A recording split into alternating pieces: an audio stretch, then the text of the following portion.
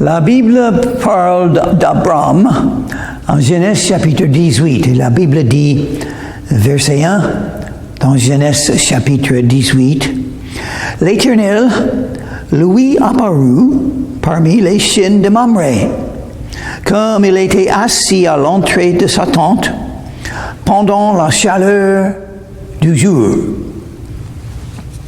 Intéressant, l'Éternel est apparu à Abraham. Dieu peut se manifester quand il veut, à qui il veut. Très important de rencontrer Jésus-Christ comme ça. Jésus-Christ veut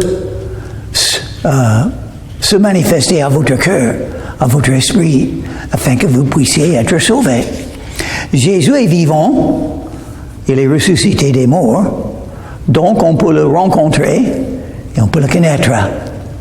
C'est ça, la vie éternelle et la nouvelle naissance et le salut, le pardon des péchés. Toutes les choses que la Bible dit de ça, Jésus veut entrer dans votre cœur, dans votre vie. Vous pouvez le rencontrer comme Abraham a rencontré encore une fois Dieu.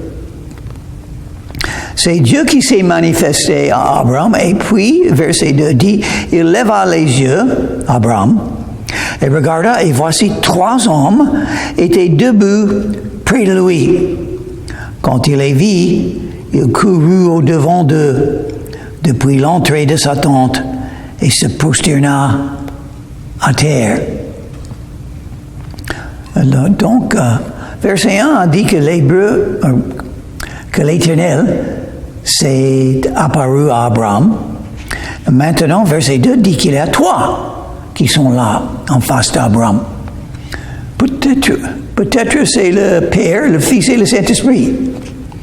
Peut-être l'Éternel est là, Jéhovah, Jésus, avec 2 anges. On ne sait pas exactement. Mais Abraham savait, il a vu, et il a dit, verset 3, « Seigneur, si j'ai trouvé grâce à tes yeux, ne passe point, je te prie, loin de ton serviteur. » Abraham s'appelle le serviteur de Dieu. Nous sommes nés pour servir Dieu. Pourquoi vous êtes là et moi? Servir Dieu qui a tout créé, qui a un dessein pour nos vies. Et donc, il faut toujours être prêt à être touché par Dieu, guidé par Dieu, visité par Dieu. Parce qu'il nous faut, n'est-ce pas? Nous sommes ses serviteurs.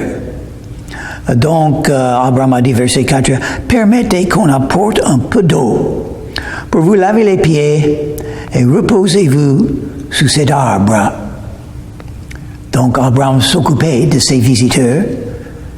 Il les aimait, ils ont bien accueilli. « J'irai prendre un morceau de pain pour fortifier votre cœur. Après quoi, vous continuerez votre route, car c'est pour cela que vous passez près de votre serviteur. » Ils répondirent, « Fais comme tu l'as dit. » On fait des liens sur la terre, des décisions. Et puis Dieu bénit ce qu'on choisit à faire. C'est toujours comme ça. La liberté, le libre arbitre, le choix. Et pour un croyant, Dieu va bénir tout ce que vous fassiez. Disons, c'est pas contre la Bible, hein? C'est pas contre les commandements. Vous ne pouvez pas voler et attendre les bénédictions de Dieu pour avoir fait. Mais vous pouvez faire les décisions dans la journée.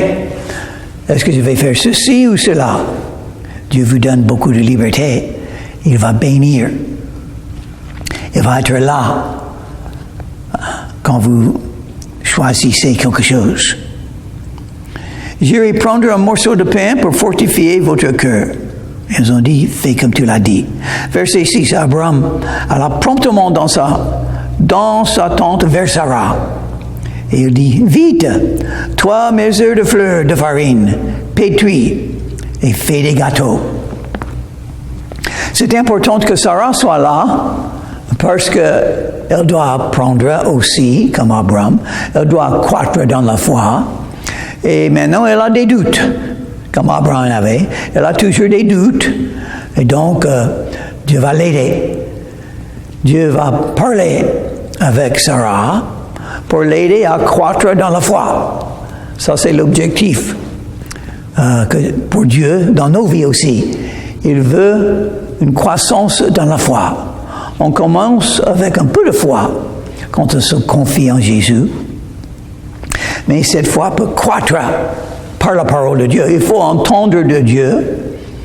Nous entendons de Dieu par la parole écrite. Instruit par le Saint-Esprit, Dieu nous enseigne ce qu'il nous faut pour croître. Il va faire la même chose avec Sarah. Et Abraham courut à son troupeau, prit un veau tendre et bon, et le donna à un serviteur qui se hâta de l'apprêter. Il prit encore de la crème et du lait avec le veau qu'on avait apprêté, et il les mit avant eux. Il se tint lui-même à leur côté, sous l'arbre, et ils mangèrent. Alors ils lui dirent, « Où est Sarah, ta femme ?» Il répondit, « Elle est là, dans la tente. » Voilà, ils ont demandé où est Sarah, parce qu'ils sont venus plutôt même au commencement, ils sont venus pour enseigner Sarah. Est-ce que Dieu peut enseigner la femme aussi bien que le mari? Ah oui, il peut le faire. Et moi, j'attends ça aussi. Et je vais voir ce que Dieu fera. Je crois que Dieu fera ses enseignements. Je crois que Dieu touchera le cœur de la femme aussi bien que le mari. C'est ce que je crois. Ou dans l'autre cas, il va toucher le mari aussi bien que la femme. Ça va arriver parce qu'on le cherche, on prie, on attend la main de Dieu dans nos vies et dans nos mariages, n'est-ce pas? Il le fera.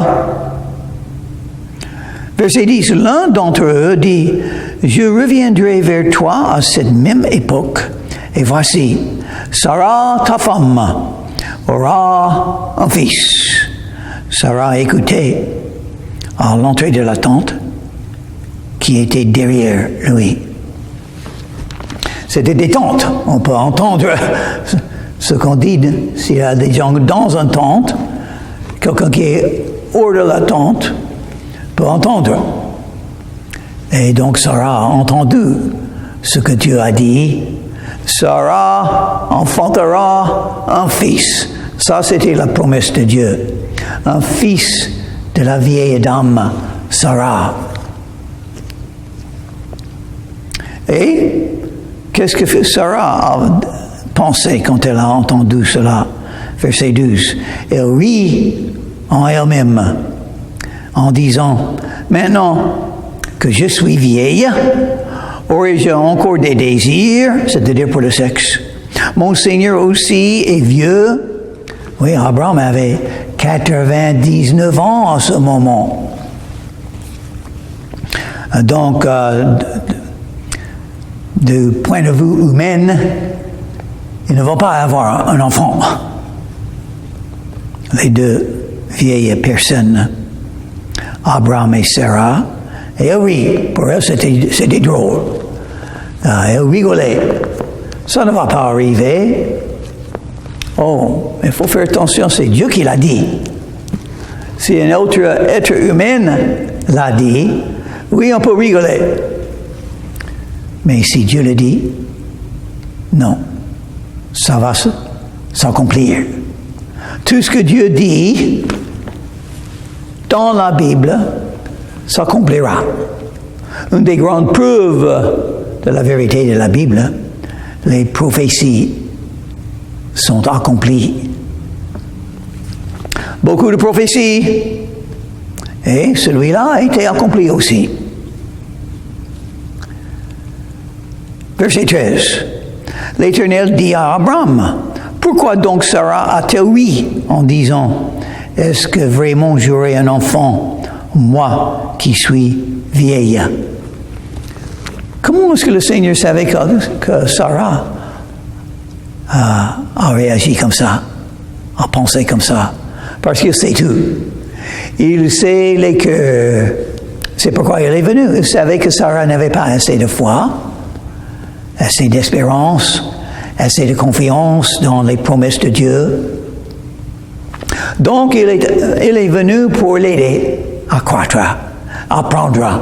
Et il fait la même chose pour nous. Nous avons tous beaucoup de choses à apprendre de comment suivre Dieu, comment vivre la vie de foi, comment avoir confiance en ses promesses, ne pas regarder les circonstances, nos limites, mais espérer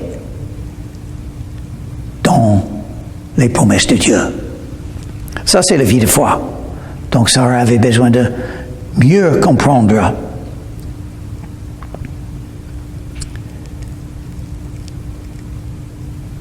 Verset 14. Y a-t-il rien qui soit étonnant de la part de l'Éternel? C'est-à-dire, Dieu peut tout faire. Il peut tout faire. Il peut changer ce qu'il veut changer. Il peut faire des miracles. Il peut changer les cœurs. Les circonstances ne veulent rien dire. Ce qui est important, ce que Dieu veut faire, il va le faire.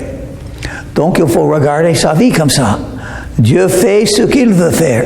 Toutes les choses que je ne peux pas changer, c'est Dieu qui a fait et qui peut les changer s'il veut. Donc, je me confie en Dieu. J'ai beaucoup de confiance.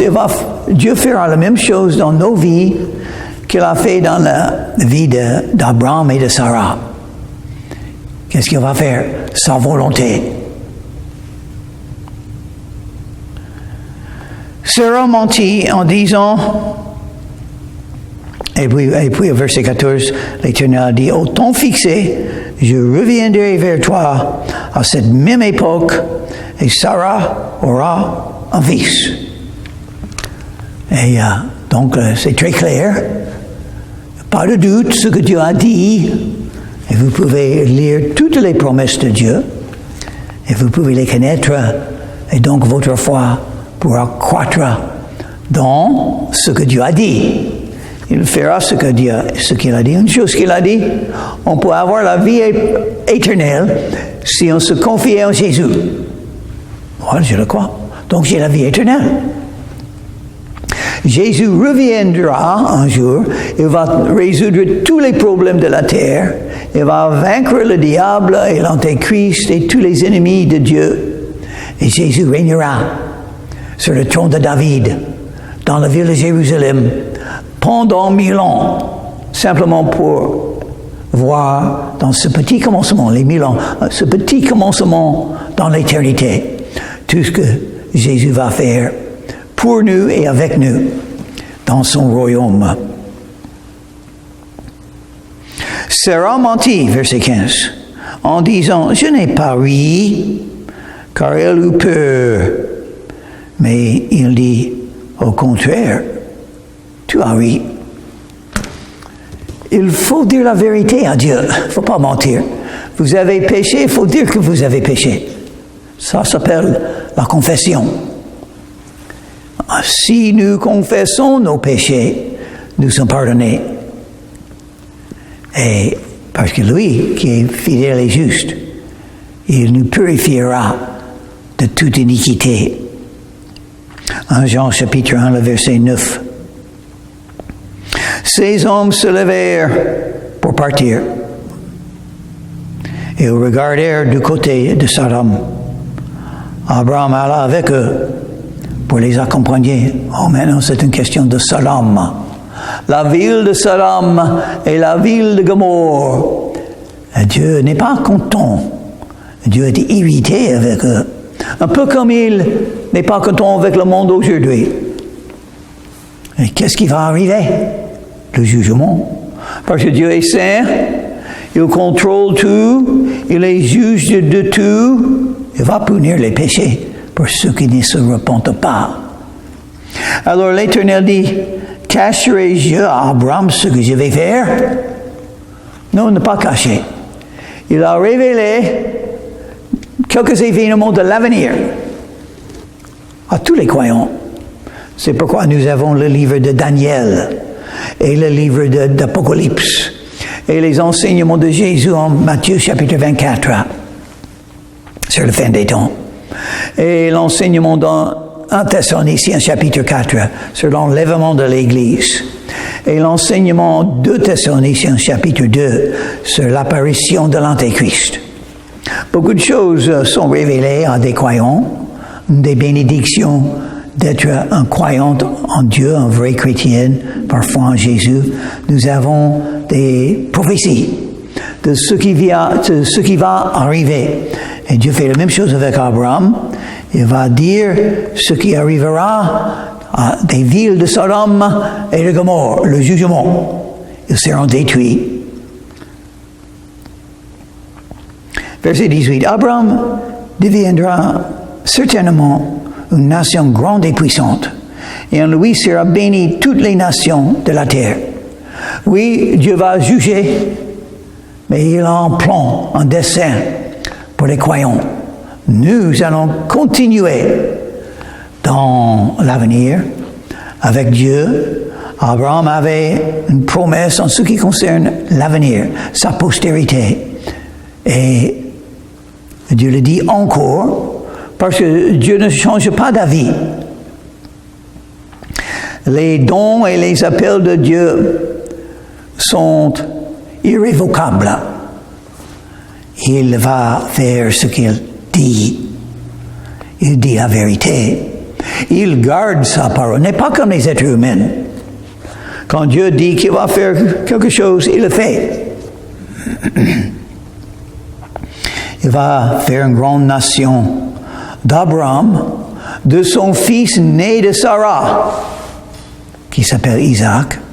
Après lui, Jacob, son nom est devenu Israël. Après lui sont venus les 12 fils.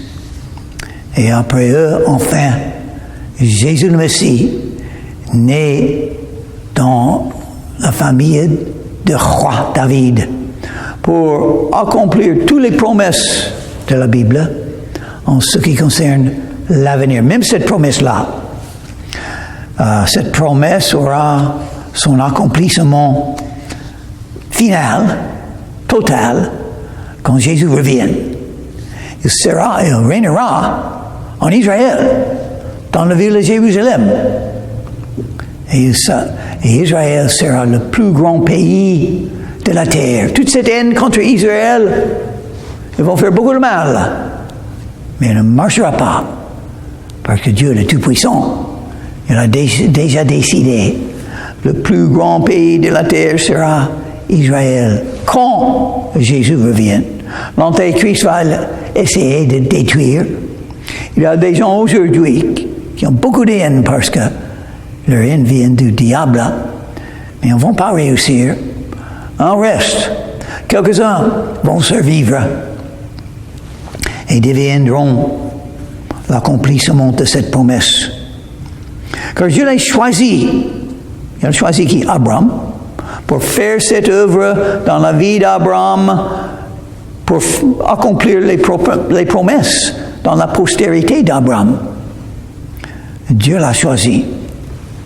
Et Dieu vous a choisi aussi pour faire quelque chose pour lui. Il faut être un serviteur de Dieu comme Abraham. Il faut croire les promesses comme Abraham. Et il faut attendre ce que Dieu va faire dans votre vie. Parce que vous n'êtes pas là au hasard. Vous êtes la création de Dieu pour le servir, pour accomplir son dessein pour votre vie. Et c'est bon, n'est-ce pas? Ah oui, on ne peut pas vivre sans ça. C'est pas la vie. Si on ne suit pas Jésus, vous n'avez pas la vie. Vous êtes la mort marchand. Paul a écrit, la vie c'est Christ, la mort c'est un gain. Car je l'ai choisi afin qu'il ordonne à ses fils et à sa maison après lui de garder la voie de l'Éternel en pratiquant la droiture et la justice et qu'ainsi l'Éternel accomplisse en faveur d'Abraham les promesses qu'il lui a faites. Qu'est-ce que ça veut dire? Il faut l'obéir. Il faut croire au commencement, et ça doit être suivi par l'obéissance. Il faut obéir Dieu. Jésus a donné beaucoup de commandements, surtout d'aimer. Aimer les voisins, aimer la famille, aimer les enfants de Dieu, les frères et les sœurs en Christ. Aimer les ennemis, aimer Dieu avec tout le cœur, toute l'âme, toute la pensée, toute la force. Aimer, ça c'est le grand commandement de Jésus, c'est le nouveau commandement, un commandement qui n'existe pas parmi les autres religions comme ça existe dans les enseignements de Jésus-Christ. Aimer. Et une vie de sainteté. Qu'est-ce que c'est la volonté de Dieu pour Abraham? Une vie de sainteté, faire ce qui est droit, la droiture, la justice. Et c'est le même pour nous. Et l'Éternel dit, le cri contre Sodome et Gomorrhe s'est accru, et leur péché est énorme. Dieu donne les jours et les années même, quand on peut se repentir et vient vers lui. Mais les jours sont limités, les années sont limitées. Le jour arrive quand Dieu dit, c'est assez. Je ne peux plus regarder toute cette méchanceté, tous ces péchés. Je suis le juge de tout le monde. Je dois juger. Je ne veux pas parce que je les aime. Mais je donne le libre arbitre. Et ils ont choisi. Ils ont choisi de toujours pécher et de ne pas se repentir. Donc, le jugement vient. Et l'Éternel dit, verset 21, c'est pourquoi je vais descendre et je verrai s'ils ont agi entièrement selon le bruit venu jusqu'à moi, et si cela n'est pas, je le saurai. Les hommes s'éloignèrent et allèrent vers Sodome, mais Abraham se tint encore en présence de l'Éternel. Parce que Abraham savait que c'est horrible ce qui va arriver à ces gens qui habitent en Sodome et Gomorrhe. Et une autre chose, il y a de la famille qui habite à Sodome et Gomorrhe. Il s'appelle Lot et sa femme et ses filles. Et donc, ne voulait pas qu'il soit détruit avec les autres habitants de Sodome et Gomorrhe. Abraham pensait à des gens qui avaient besoin d'être sauvés. Nous devons faire la même chose. Le monde est grand, il y a beaucoup de gens dans ce monde. Et beaucoup ne sont pas sauvés. C'est horrible, c'est triste. Mais ici et là, il y a quelques-uns qui ont besoin d'être sauvés. Pas de jugement. Il faut les aimer. Nous pouvons faire quelque chose. Nous pouvons les aider à entendre l'Évangile, la bonne nouvelle. La bonne nouvelle qu'ils peuvent être sauvés. On n'est pas obligé à aller à jugement, être détruit dans l'enfer. Ce n'est pas obligatoire. On peut croire en Jésus. On peut être né de nouveau. On peut trouver le pardon des péchés. Mais comment croire sans entendre? Et comment l'entendre s'il n'y a personne pour annoncer l'Évangile? Moi, je peux faire quelque chose. Je peux parler avec quelques-uns. Je peux chercher. Jésus parlait de lui-même et de son objectif quand il est venu la première fois. Il a dit, le Fils de l'homme est venu chercher et sauver ceux qui sont perdus. Nous devons faire la même chose. Jésus a donné le grand commandement. Allez dans tout le monde et annoncez l'Évangile à toute créature. Pourquoi? Parce qu'ils vont périr sans l'Évangile. Il y a beaucoup qui peuvent croire encore, je crois. Les cœurs endurcis des hommes peuvent être touchés. Il y a ceux ici et là, qui aimeraient bien croire, mais qui va leur dire que Jésus les aime, que Jésus est mort pour eux, que Jésus est ressuscité des morts, qu'ils peuvent connaître Jésus dans leur vie, dans leur cœur, dans leur âme. Donc Abraham parlait à Dieu, et nous devons faire la même chose. Nous devons prier pour les âmes perdues, parce que c'est Dieu seul qui peut toucher les cœurs, mais nous pouvons vivre une vie de sainteté pour être un exemple, pour les attirer à Jésus, pour être une lumière, pour être le sel de la terre, pour les attirer à Jésus, pour les amener à Jésus, par l'amour. C'est l'amour qui va les amener à Jésus. Donc il faut prier pour les hommes perdus. Abraham s'approcha et dit, « Feras-tu aussi périr le juste avec le méchant? » Mais si le jugement vient sur toute la ville, les justes là-dedans vont souffrir aussi.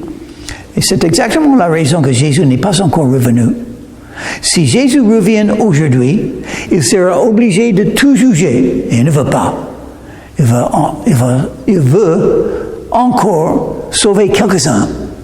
Donc, encore un jour, qu'on peut se repentir. On peut venir à Jésus et être sauvé avant qu'il ne revienne pas. Abraham a prié, peut-être y a-t-il 50 justes au milieu de la ville.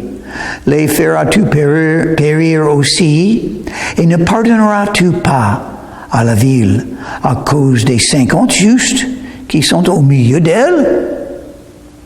Faire mourir le juste avec le méchant, en sorte qu'il en soit du juste comme du méchant. Loin de toi, cette manière d'agir. Loin de toi. Celui qui juge toute la terre n'exercera-t-il pas la justice? Donc Abraham connaissait très bien Dieu. Dieu est amour. Il ne veut pas juger. Abraham savait. Dieu veut sauver. Il veut pardonner. Il veut donner les dons gratuits.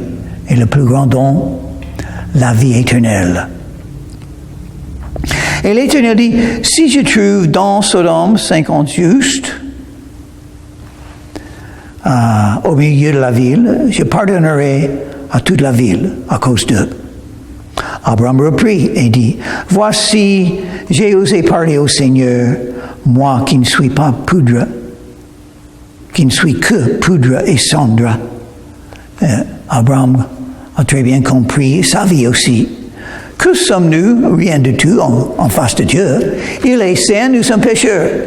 Il vit éternellement. Notre vie terrestre se passe vite, n'est-ce pas? Ça se termine.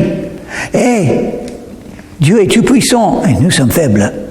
Donc Abraham a très bien dit, je ne suis que poudre et cendre. Peut-être des 50 justes en manquera-t-il 5. Pour 5, détruira toute la ville. Et l'Éternel dit, je ne la détruirai point si j'y trouve 45 justes. Abraham continuait de lui parler et dit, peut-être s'y trouvera-t-il 40 justes. Et l'Éternel dit, je ne ferai rien à cause de ces 40. Abraham dit, que le Seigneur ne s'irrite point, et je parlerai, peut-être, s'y trouvera-t-il 30 justes. Et l'Éternel dit, je ne ferai rien si j'y trouve 30 justes. Et qu'est-ce qui se passe là? Chaque fois qu'Abraham demande quelque chose, le Seigneur le donne. C'est la même chose pour nous. Priez et Jésus exaucera vos prières. Cherchez et vous trouverez. Demandez et on vous donnera. Frappez et on l'ouvrira. On vous l'ouvrira. Abraham dit, voici j'ai osé parler au Seigneur, peut-être s'y trouvera-t-il 20 justes. Et l'Éternel dit, je ne le détruirai point à cause de ces 20. Abraham dit, que le Seigneur ne s'irrite point, et je ne parlerai plus que cette fois. Peut-être s'y trouvera-t-il 10 justes.